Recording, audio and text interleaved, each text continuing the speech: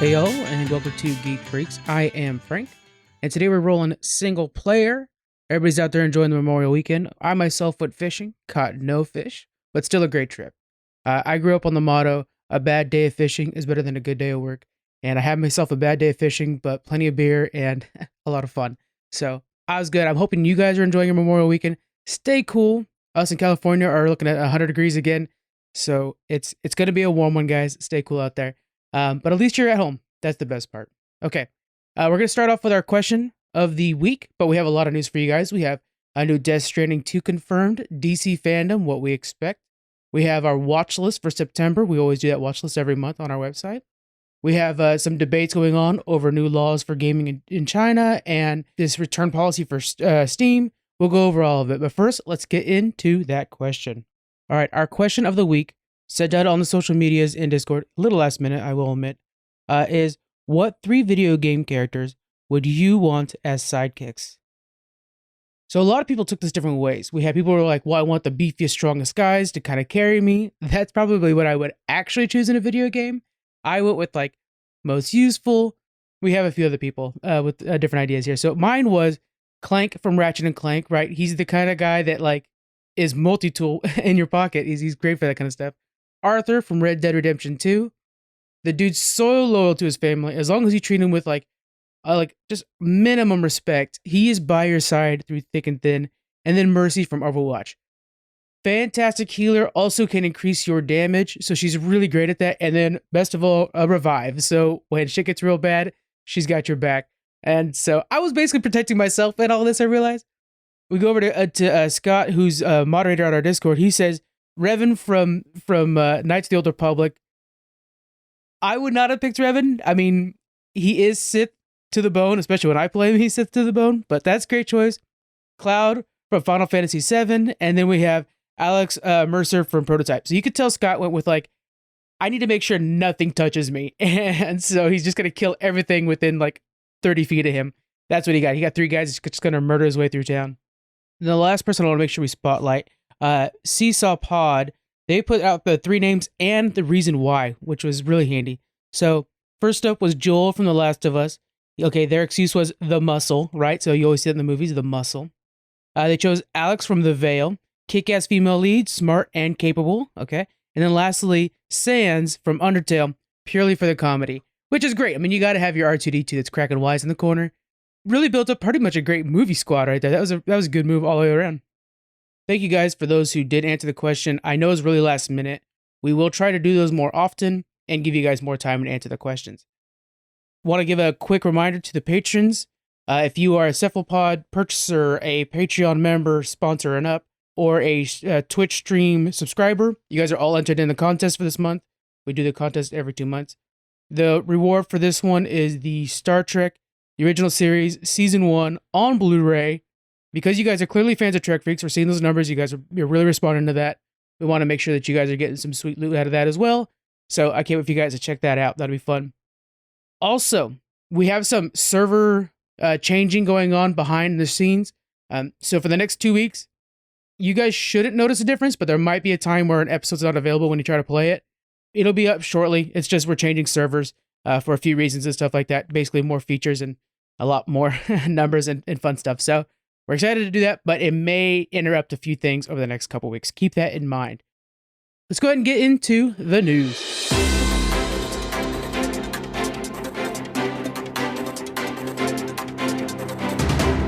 DC Comics has announced the return of DC Fandom, a 2-day event revealing what is next for the company.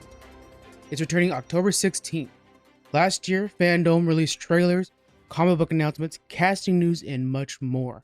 We could expect the same from Fandom 2021. DC has already released a few teasers to kind of let us know what to expect. First, a new trailer for The Batman. Robert Pattinson's The Batman will show off a new trailer. The production has been slow with multiple COVID delays. Principal filming is now complete, and they are wrapping up with the finishing touches. The Batman is scheduled to release for March 2022, so we should have some very good footage to show off at Fandom. I personally am a big fan of Batman, of course. Everything that's got a Batman in it, I'll go ahead and watch. I have high hopes for Robert Pattinson. He's Not my first pick when I first heard about it, but over time, and especially with that first trailer, I've grown to like him. I know everybody's like, but Twilight. Don't go off on Twilight. Go watch, Water for Elephants, or God, there's this one where he's a lawyer. It's real good. I can't remember the name of it, but he is actually good at acting, and he himself is not a fan of the Twilight performance. So give him a shot, guys. I think we're gonna like this Batman. Next, we should be getting our very first trailer for The Flash. DC is making a film out of the greatest Flash story in comics, Flashpoint. Flash goes back in time in an attempt to save his mom. Unfortunately, he alters all of reality in the process. In the comics, Flash meets Thomas Wayne, Bruce Wayne's father, who dons the Batman title. In the film, he will be meeting 1989's Batman, yes, Michael freaking Keaton. Our first trailer will hopefully show what Keaton looks like as a veteran Batman. Now, at first I was like, oh, it's too bad they're making the change because Thomas Wayne is such a really great character in the Flashpoint storyline. We went over that comic book about a year and a half ago. So I was ashamed. It was a shame that they were going to do that, especially since they have Jeffrey D. Morgan in the DCEU as Thomas Wayne. So we actually have Maggie from Walking Dead also as Martha Wayne. So we could have seen that storyline play out. And I won't go into the details here. We already have. It's very good. But Michael Keaton coming back. I mean, if you're going to change it, that's the way you change it. 1989 Batman's got a new comic book coming, or that's currently out actually right now. You guys could be reading and kind of getting back into the vibe. This is really cool news. And I mean, I'm also kind of shooting in the dark. Could we see a Joker cameo? I will lose my shit if we see a Joker cameo. My hopes are high. Don't mess them up. I'm not an Ezra Miller fan, but I am a big Michael Keaton fan, so fingers are crossed. We may be getting teasers for both Black Adam and Aquaman and the Lost Kingdom. Okay, so we're not likely going to get like full footage for either of these films. But we could get stills, maybe a better look at what The Rock looks like as Black Adam. We really should be getting something at this point. Aquaman, we know we just got his new costume. Looks pretty cool. He has like this black costume. And then his original costume looks a little bit more comic book accurate now with the boots and all. So we are starting to get stuff down the pipeline. With that much of the costume done, we might actually get some scenes from Aquaman. Black Adam, though. I mean, this is the hope, right? If you're a DCEU fan, you're looking forward to Black Adam. Not only will The Rock just put butts in seats, he will actually fill his theaters up, but we're actually talking about introducing a complicated, well-written villain into comic book movies. We saw with Shang-Chi how much people are talking about how great the villain was. Black Adam has that same similar story where you almost see their point of view, you almost kind of sympathize with them, and yet the villain.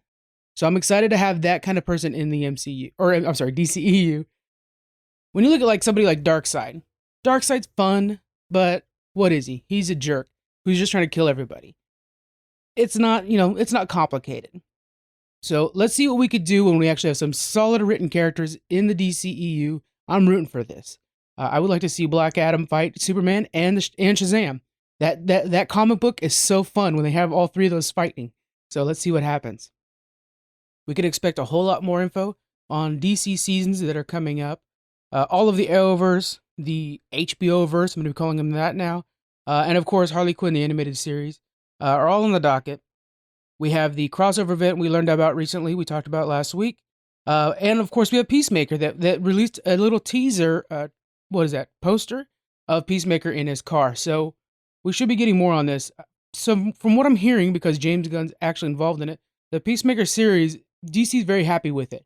So it looks like we might be getting more of those or more characters. They also revealed this week that a character that died in the last Suicide Squad movie will be returning for Peacemaker. He actually survived, apparently, or they survived, apparently. So that might be something really worth watching. We'll have to check it out. I'm very excited to get some additional footage from the DC video games. We can expect to see new trailers for Gotham Knights and the Suicide Squad Kill the Justice League. There are even rumors of a new Injustice on the horizon, so Injustice 3, if announced, that may steal the show. Injustice is such a really fun story. The comic books that they've tied into it are actually really great comic books, but the game itself is a lot of fun. I remember playing the first one a lot. If they announce number 3, I know that's going to bring a lot of media coverage, a lot of, it'll be trending all over the place. That might actually really boost the show up quite a bit. So Expects probably, I would almost guarantee you there's going to be some injustice there. Outside of that, the Suicide Squad, we've only gotten one trailer for, so we really could use some more details on how that's going to play out. And then the Gotham Knights is shaping up to be a big heavy hitter for them. I think it's going to be something that's huge for them. And I know we've gotten some delays and pushbacks and stuff like that, but we should be at the point now where we can get full gameplay breakdowns for each of the 4 main characters. Lastly, some more details on future DC comic books.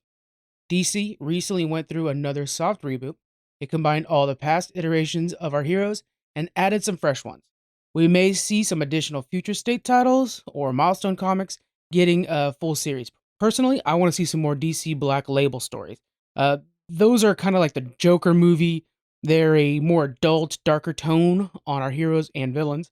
Those are never disappointing. DC fandom should be fun. It was a virtual convention created during COVID in 2020. While other virtual events floundered, fandom thrived. DC laid the blueprint on how to do a virtual convention properly. Now that we have adopted fandom as a new recurring event, I'm excited to see how DC expands on the event. We will cover every major announcement right here on the podcast, also on our social media and on our website, even TikTok, guys. We're doing a lot of our on TikTok too. I hope you guys can join us on all those little platforms. Death Stranding fans rejoice. In a new interview with IGN Brazil's Victoria Pertini, Norman Reedus seemingly confirmed Death Stranding 2. He says, "I think we're doing a second Death Stranding. The game is in negotiations right now, so yay." Reedus is not only saying the game is in development, but apparently he is returning to continue the story. He has stated that he was in talks in previous interviews, but negotiations are progression in development. So, of course, 2019's Death Stranding was hugely popular. The game was designed by Hideo Kojima. I know Daniel's like at the edge of his seat anytime anybody mentions Death Stranding, so he's going to be in line for this. It's going to be difficult, though, because Kojima's, he's going to be pulled in a lot of directions. He's just signed a deal to work with Microsoft to launch an exclusive franchise with them. People are wanting him to make some, new versions of old games he's worked on. Yeah, that's cloudy. We won't really mess with that right now, but he's got a lot on his docket. And then, of course, we have Death Stranding, the director's cut's coming out September 24th. A whole lot more content. It's going to be a lot to see what happens up, but I know Death Stranding fans are excited for this. By the way, if you haven't tried the game out, and I haven't tried the game out myself, it's currently on sale on Steam right now, and I think I might pick it up and it'll be a future stream for us. As much as I hear Daniel praise this game, it's only fair I give it a chance. I can't get past the fact that it looks like just a delivery sim, but he says it's great, and we'll give it a shot, and I'll let you guys know how it is. Sony confirmed they will no longer offer free next-gen upgrades for their games. Over the past year, both Xbox and PlayStation have offered these free upgrades from previous systems to next-gen for first-party games. This got players purchasing the games while they try to find a console amidst a shortage. PlayStation is the first to conclude this policy. It was a really good policy because people would be waiting in line or on the wait list at GameStop. These consoles were just hard to come by. With the broken supply chain due to COVID, it was hard to find anything. I was very lucky to have a guy who was able to snipe a PlayStation for me, so I was able to get one pretty early on. But for many, they still have not been able to find their systems. It was fine because they were able to buy, some of these great games that came out over the last year. Miles Morales is one of them, and just play them on their old systems. That worked out well for them. But they're going to be concluding this policy. The announcement comes after some confusion over the upgrade policy of Horizon Forbidden West. It was, quote-unquote, leaked that the game would not receive the upgrade. After much debate on social media, Sony came out to clarify. Players will be able to upgrade Horizon Forbidden West, but it's the last game to use that policy. Free upgrades help players, but can slow console sales. Often, a console will sell due to an exclusive title. Many expect a boom in Xbox sales once Halo Infinite releases. Forcing games to play only on new systems gets players to make the move. Sony changed a few components last year to increase the PlayStation supply, making the shortage less of an issue. So now it's just about getting people off the PS4 and on to the PS5. It may be a blow to some players, but it is a needed change to progress the console generation. As for Xbox, they are using a bound-to-account system. When you buy a game, It's available for multiple generations via Game Pass and xCloud. The console war has shifted from company versus company to business model versus business model. This is the next chapter in that saga that will decide the future of console gaming in the industry. So while you have PlayStation that's still sticking to the tried and true exclusive titles on the new system, you have Xbox over there that's like, play it however you want, especially on PC, right? So we'll see which one comes out ahead. As video game players, we should pay attention to these industry changes. One of them will eventually become the standard. Streamers boycott Twitch for a day to demand hate raids reform on September 1st. Hate raids are when a group of people raid a streamer, usually a marginalized person, and berate them with hate speech. Now, raids are meant to be a way to bring one streamer's audience to another and share in content. For the raider, it's a way to finish your stream and send your watchers to a friend or someone playing a similar game.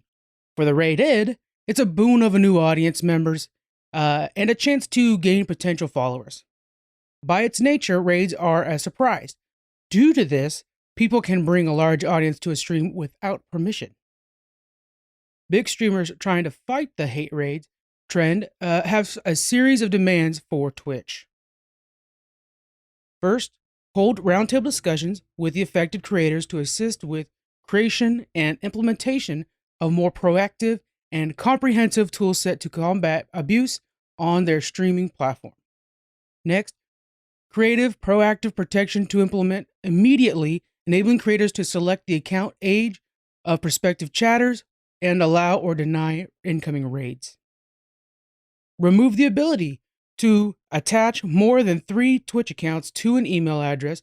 Currently, hate raiders can use one email account to register unlimited addresses. And lastly, provide transparency into the actions being taken to protect creators, the time frame for implementing those tools, and the involvement of Twitch Safety Advisor Council. The most powerful and immediate demand is the ability to deny a raid.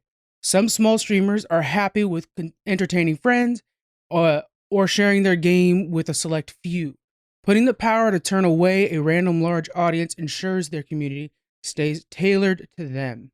There is a potential loophole with third-party raid programs, but this is an important first step. Now, generally, when I receive a raid, it's exciting. I'll be kind of clocked out playing some Psychonauts 2 or Hades, and then all of a sudden, like, oh, hey, here's 20 people that come in from like Larry IRL or somebody like that, and it's like, oh, hey, cool. First off, I get to talk to my friend because he comes in with the raid, and then I get to meet some of his people. Generally, I'll gain a couple followers, and it's nice, fun by all, and that's what it's meant to be. But being able to, if I'm having like an early morning stream and I see like I don't really recognize that person too well, I can deny the raid. That would be so great. Now, Twitch has recently released a new article on their safety page called Combating Targeted Attacks. It gives advice to those trying to prevent hate raids. Some of the suggestions include adding moderators, turning on follower-only mode, and enabling email verification. They also mention the ability to block all raids. You could even filter this block to only friends or teammates being permitted to raid. For our stream, we have moderators, excellent ones, and we also have the auto moderation on. That's okay, but we do some of these things as well. It helps a lot, really. If targeted by an attack, they suggest clearing chat, ban accounts, and report abuse. These actions are very hard to do midstream. Typically, a streamer is focused on the game they're streaming, obviously. A moderator can do all these actions, but if you don't have a friend who can mod for you, you could try the auto mod feature. It's not perfect, but it's a great first defense. Now, on our website, we have a link to their article.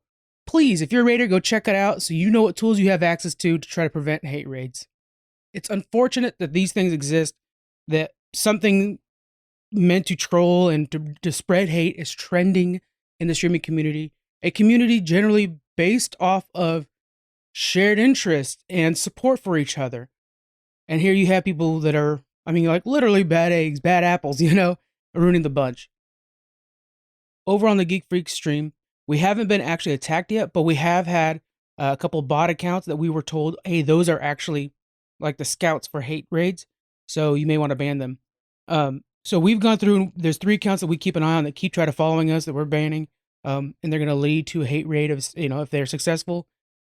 But luckily, we have excellent modders and fellow streamers that have, shown us hey, those are the guys. So building that community has helped us out a lot. So we want to really give a huge thanks to not only our moderators who are, fellow podcasters and just, fans and friends, but also shout out to some of our fellow streamers like Larry IRL, who's the one that really woke me up to that. And I really appreciate it. And so thanks so much, guys. While there are many tools out there to help prevent hate raids, the important thing is that we are open about it, discussing it, and that way when we see somebody else being targeted by this, we could jump to their defense and help them. Hate raids won't stop overnight, but if we work together, we can limit their impact. Steam's return policy has long been a staple of the platform. Simply put, if you play under 2 hours, you can return the game. Rarely has this policy had any issues, until now. Developer Alexander Reshnikov of Emeka Games is calling it quits after their recent game, Summer of 58, became the subject of a mountain of returns. The trick is, the game was not bad, just short. Players are beating the game in under 2 hours and then returning it. Alexander released a statement explaining the situation. They say they're quote-unquote leaving game development for an indefinite time to collect my thoughts. That tweet received over 14,000 likes and over 700 comments. The industry and gamers took notice. Many players rushed to Steam and purchased the game to show support. Alexander then expressed their gratitude with another statement on Twitter. He says, "Friends, I'm really shocked by such support. I didn't expect that so many people would support me." And he goes on and on. Of course, the internet trolls jumped on. They began to berate Emeka Games, believing that the original statement was a scam to get sympathetic customers. Alexander even claims some have purchased the game only to leave negative reviews, which is so ass backwards is what we would call it around here. Like, you're still buying the game, folks. Why do you, we've seen it so many times with some of these protests where like, well, I'll buy that shirt and burn it. Well, you still bought the shirt, so you didn't boycott much of anything. Who cares if you're burning a thing you purchased? Emeka Games still came out saying they appreciate the support and said that they will continue to update the game over time. The situation has become a mess, but it has sparked a new debate in the gaming world. One side claims players should not be warranted a return if they complete the game. The other side claims that the game was too short for the $10 price tag, and they should get their money back. An argument can be made for both sides, but both agree that Steam needs to add game length in the description. Now, I truly fall on both sides of this. It's really tough. I have used Steam's return policy many times. There are times when I'm playing a game and I'm like, look, it's an hour and 50 minutes. I'm not really enjoying this. Let's get my money back. That's just how that's what that return policy is for. It's so that when you're spending $60 on a game, you're actually getting something you want. And if I spent, this game's normally $10. If I spent $10 on a game and I only got 2 hours out of it, I would be upset. I would be furious. I would blame the developers, but I would also blame Steam for not letting me know. I see the other side though, advertisement-wise. If you put a 2-hour game saying it's only 2 hours, you're likely not going to get anybody buying it. But then that's trickery to not show it. It's complicated. If everybody was transparent, if you're able to have the return policy saying, look, it was just too short is why you're returning it, and then the developer coming out and saying, look, it's a 2-hour game, and Steam letting sure everybody sees everything, we would all be set. But the problem is, there's just not enough information when purchasing the game, and it's too vague when you can return the game. You can return the game for a whole bunch of reasons, so they're not really saying why they're returning it, specifically for it being too short. Let me know what you guys think. I think we could debate this for a while. Me and my friends have already been texting back and forth on this, discussing like, look, which one was in the right. We kind of all agree that like, hey, I want my money back. 2 hours is way too short. You're talking to a guy who still is sold on that classic 200 hours of gameplay. And I'm like, yes, take my money, please. So for me, it was definitely way too short. But there are many out there, those dads and moms that are got the kids and everything like that, and they just need something quick to play. This is right up their alley. So let us know what you guys think on the social medias, on the article that we wrote up about this with all the tweets and everything like that. Or, DM me directly or on Discord. We're always there to chat about this and discuss on what we think should have been done. Chinese government regulators are now forcing tech giants to limit children's online gaming time to 3 hours a week. Specifically, Friday, Saturday, and Sunday from 8 to 9, and on holidays. I myself would not handle this. If you told this to a young me, now these are online games are specific, but still, if you were to limit my gaming at all as a kid, it was the end of the world. Of course, my parents would always have, jobs for me to do or whatever like that, but any moment that was my moment, I was on the N64 like a madman. And then the Xbox, as time goes on. This would be hard for me to swallow. But yeah, so previously the law was citizens under 18 were only allowed to play for an hour and a half per day. So an hour and a half a fortnight, what are you talking, like maybe 4 matches if you're decent? That's pretty hard. It's quite the limit. Regulators claim this move is to protect the youth from video game addiction. It's also part of their wider push against large tech companies like Tencent and NetEase. According to Verge.com, China's state media recently released an article calling gaming a spiritual opium. The latest limits appear to be a ramp up of the article. So we've been seeing this kind of pushback on gaming from the Chinese government. That's their prerogative. We're not going to comment on that side of things. We try to stay away from politics in general, but we're going to talk about the pros and cons of limiting video game time for kids, so we can kind of understand what we should be doing and what's going on here. First off, kids have a lot of other responsibilities we put on them, homework or whatnot, and we know that video games are addicting, so it could pull them away from that. It's best to keep a kid focused, and when I grew up, and I'm sure a lot of you guys, the idea was finish your homework first, then you can play video games. I'm sure all of us have told our parents, yeah, I finished my homework, I'm good, knowing damn well nothing had been done. But that's what, and for me also, it was also the Simpsons reruns. I had to get done before Simpsons was on. That was my goal. But yeah, so trying to implement something like a structured schedule, I think, is probably better than straight up limiting. But that's the idea, is you can keep them focused on their schoolwork. Another pro to limiting this is getting kids outside. We've seen this over the last 20, 30 years. Kids are becoming inside creatures now. They'd much rather be on the video game than out playing, and they should be getting that exercise. Implementing exercise is just a normal way of life. It's actually something we have to focus on as parents now, raising modern kids. And video games are counter to that. So we do have to keep that in mind. It's hard to do because kids are generally more content when they play on the video games. Like, hey, here's Fortnite. Leave me alone for an hour so I can have some me time. But we have to kind of find that gray area. Yeah, they could have their time on Fortnite, but they also need to go outside and play, work on their schoolwork. It's a busy life for a kid. And with the pandemic, nothing has been made easier. One of the biggest cons is the video game industry is an industry. That means that they rely on kids to play more, adults to play more, and everything. They've designed these video games that we've talked about in the past to be much more like gambling. They want you to spend that $1, $2 for a loot crate, and you open it up for basically nothing, essentially.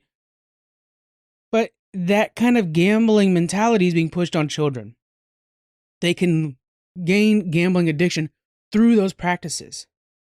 So it's due to the parents, the adults, and the life of these children to moderate that and make sure that they're not being subjugated to addiction problems early on. It's tough. As we open up this world, we also open up vulnerabilities for our kids. But we can do this. There are a lot of good sides to all this. Video games can push education as well. They increase eye-hand coordination. That was my mom's big thing when we were kids. Well, at least your eye-hand coordination is going to be great. Like, yeah, sure, whatever, Mom, that works for me. As long as I'm playing Halo, I'm cool. So, there is that kind of like give and take, right, that we have there. I think in the end, I think it should be up to the parents personally, and I think the parents need to understand that video games can be a tool and a reward, but they also need to be in moderation, like everything else, right? We all know that. But putting it into practice is what we need to do. Limiting to 3 hours a week sounds rough to me, but I'm also a person who is clearly addicted to video games, right? You guys see the streams, right? We do more than 3 hours a week just on stream. So finding that balance will be tough. We'll follow up on what China's doing because there's going to be more regulations coming up. Matter of fact, there was another really crazy one that came out after this article was written on our website. But we won't go into that too much. We might save it for another later day. So anyways, check out our website for more updates on this. Last bit of news is going to be our watch list.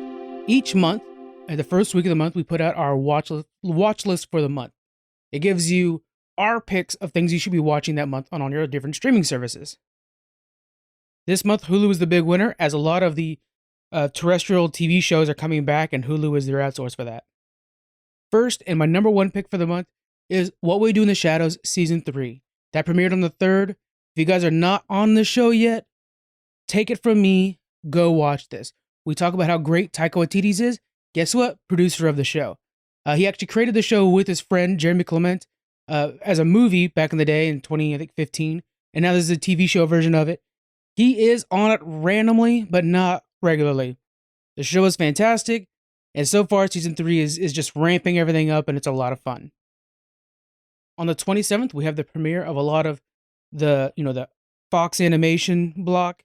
We have Bob's Burgers season 12, Family Guy season 20, and The Simpsons season 33. I know, right? Crazy. I remember when season 20 came around, we thought like, what? That's never been done before. Here we go at 33. Another show premiering again is The Great North season 2. If you guys are Bob's Burgers fan, then you got to check out The Great North. It's made by the same team. Over on Netflix, on the 3rd, we have Money Heist Part 5, Volume 1. The adventure for Money Heist continues. I still need to watch this. I know, but I'll have to really sit down and focus. It is dubbed for English, and that takes just one more level of focus. I can't be on my iPhone, so I will get to it at some point, I promise. Lucifer is getting its final season on the 10th. For you guys Lucifer fans, it was saved by Netflix. It's a little tweaked a little bit too, but I know you guys are looking forward to seeing how they end things off with Lucifer. I'm interested to see if they bring him into the DCEU, especially if they're going to start doing Sandman. You'll see more Lucifer that way. Pokemon Master Journeys, the series, joins Netflix on the 10th as well. This is a really fun way to join the Pokemon universe for a first time. Master Journeys is a reintroduction for a lot of people into a new zone related to Sword and Shield for you video game players. HBO Max, their main thing, Doom Patrol Season 3. It's coming out on the 23rd. Doom Patrol is, God, what is it? It is the wackiest DC show that there is. I can't believe some of the shit they can get off with over there. It's just so freaking crazy. It's a fun watch. Make sure you check it out. And then our last suggestion is on Apple TV. The Morning Show Season 2 is premiering on the 17th. The Morning Show is an interesting mix of comedy and drama with, just some of the best actors on TV. I really think you should check it out. If you have not seen it yet, at least look at trailers and look at that star-studded cast. All right, we're going to wrap things up with our Shang-Chi review. What's important to note about this review is it's actually an episode of Sloop. So normally you guys would pay for this content. We're adding it to the end to kind of show you guys what Sloop is all about, the structure and everything like that. This episode of Sloop is actually free on Patreon right now. It's also free on Cephalopod, so you guys can check it out for free over there too, just to see how it is to unlock things. It's all available for you guys. So anyways, hope you enjoy Shang-Chi.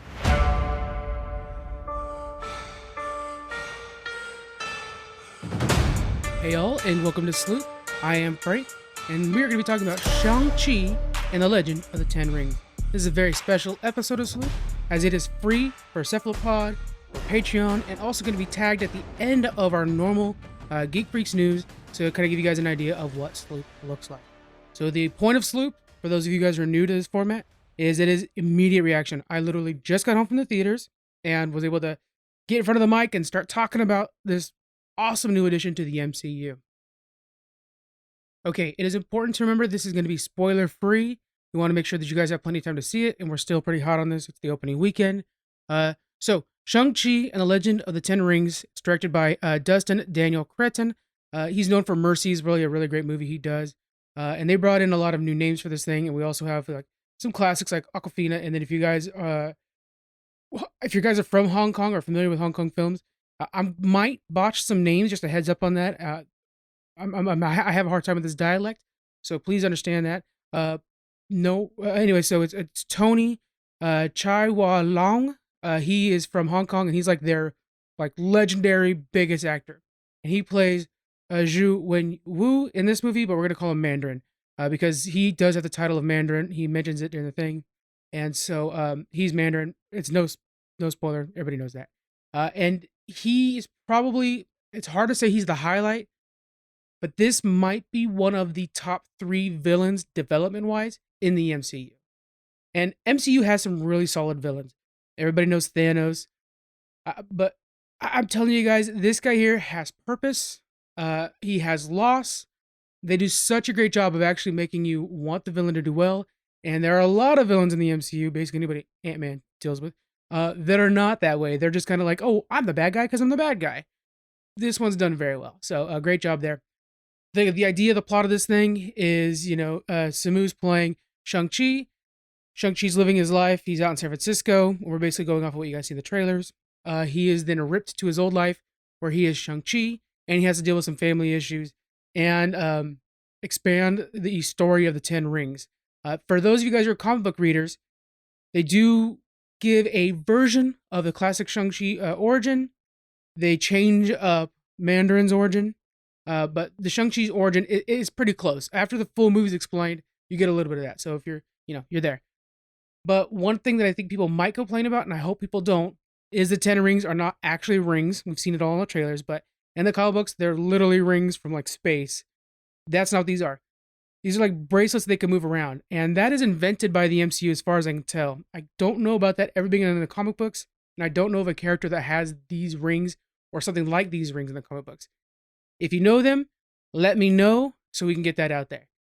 But I gotta give it to Marvel. This was badass watching him use these rings, this ability. It's something so new, so unique. It has this like mix of magic and martial arts, and it does a really great job of blending it. And I kept telling my brother, John, who's on the podcast, you guys know him, man, this gives me some serious Avatar vibes. Avatar: The Last Airbender. Because there's so many times where, if you're thinking like earthbending especially, like they do lean on some stuff, like Avatar is made using martial arts, like actual martial artists to teach them like, hey, waterbending is going to be based off of this. And but you can see like that's a waterbending move. Like there's a lot of stuff like that. And then everything done with the rings, to me, feels like maybe Fire Nation, but a lot of earthbending. And I know this is just from a guy just looking from the outside. If you guys know the insight of the different martial artist stuff, again, let us know, because there's so many questions I have after this that I want to explore this world more. So the plot is that we're basically going to be exploring this new world. And I want you guys to go into this kind of thinking of it as another Black Panther, and that it's opening up a new section of the map that we hadn't checked out before in the MCU. And that's where the strength of this film is, I believe. Just like in Black Panther, where they take a kind of cultural influences from our world in that region and make a Marvel version of it. They did the same thing here, and it really was rewarding to see how you see classic architecture mixed with like, oh, but he has superpowers, or oh, hey, this one does this. It was a really, really well done mix. There are plenty of downsides in this movie, but I would say that the strongest point is that we have this new superhero and this new culture added into Marvel going forward. So going forward, we're going to be able to count on a lot of these characters, and I'm really excited for that. There are, by the way, just a shout out to this, there are 2 post-credit scenes. Make sure you check them both. All right, we're going to stop with the story there. I don't want to spoil anything for you, and it is very easy to do in this movie. The story kicks up pretty quick. So, but let's go ahead and go into acting let's go into acting first. So, let's look at the cast here. We had Samu played Shang-Chi. I think he did a great job. He's from Kim Convenience. Jonathan kept telling me, like, make sure you watch Kim Convenience. Still on my to-do list. But he did a really great job of this. He had this good mix of sorrow, pride, cockiness, shyness. Like, it was a really great balancing act he was able to pull off. For this being, like, from my understanding, like, his first big role, great job. Problem is, he shared a lot of screen time with Awkwafina. And I am a huge Awkwafina fan. So anytime she's on screen, and she does it just by naturally she does it. Anytime she's on screen, she steals that camera. It belongs to her. We all back up. And I was laughing so many times. I mean, God, she's so funny. As the film goes on, she starts to become more of a serious character that it's like, okay, you definitely belong in Marvel. But she's a good mix of kind of like that Scott Lang joking around the whole time, and maybe a Bruce Banner who has like a wisecrack here and there. So kind of imagine that. She's probably closer to Bruce Banner towards the end of the film. So keep that in mind. Okay, we have Tony Chu Wai Long playing the Mandarin. He is so pivotal to this film, and his acting performance and the character development, it might be the best thing about this movie outside of them introducing an entire new culture. He was amazing. I mean, his drive, his reason for doing everything, and Tony he brought that forward. This, from my understanding, I haven't been able to confirm this. I believe this is his first American film. I really hope it is not his last. Fantastic job. We had Mangar, who played Zhai Ling. I won't go over relationships because that might be spoilers too. I mean, I do peruse the information pretty early on, so I know a lot of stuff. I think it's common sense, but we'll stay safe. Dude, she is kind of more stoic, and I think she could have conveyed more emotion. It's hard to say, her character is meant to be a bit more stoic like that, so maybe it's chalking up to that. Kind of like when Brie Larson did Captain Marvel. The big complaint for us was like, well, she didn't give enough emotion. Well, it's like, yeah, but she's military trained. She's not supposed to. Similar situation. Maybe she's not supposed to. Some of the other characters, oh boy, guys, I am such a big fan of Michelle Yeoh. She's from Star Trek. She's from Crazy Rich Asians. She's the mom from Crazy Rich Asians. You guys know? Oh man, she's so great in that. And then of course in Star Trek, she's amazing too. She plays Aunt Nan in this. You don't see her until towards the end, so just hold on, guys. It'll pay off. She is really great. And then we have a lot of other small characters.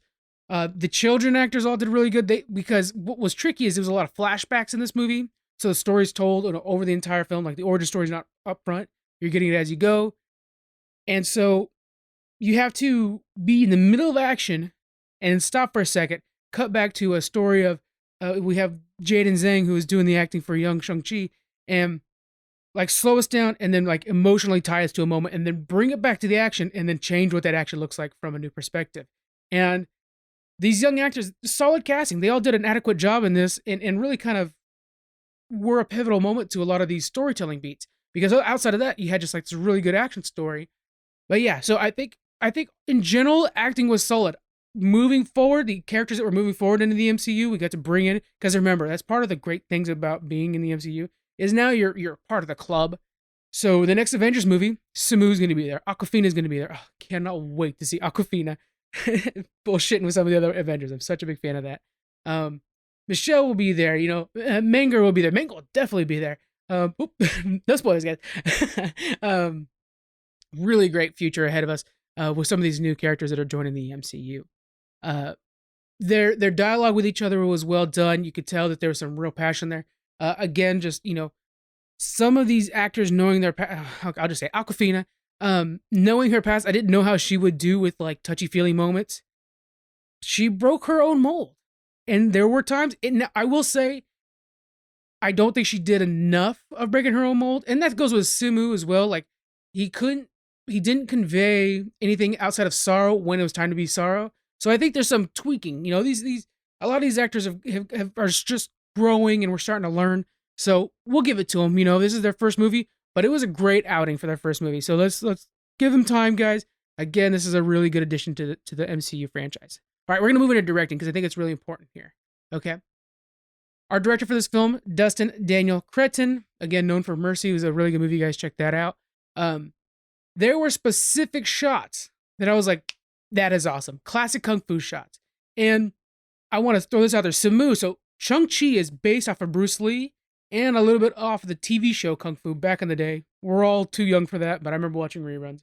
But Simu said, well, I inspired my character off of Jackie Chan. Now, I grew up on Jackie Chan. That was my jam. Him and what's the other one? Jean-Claude Van Damme could do no wrong. Any movie they put out, I'd watch. So I was all for it when I heard that.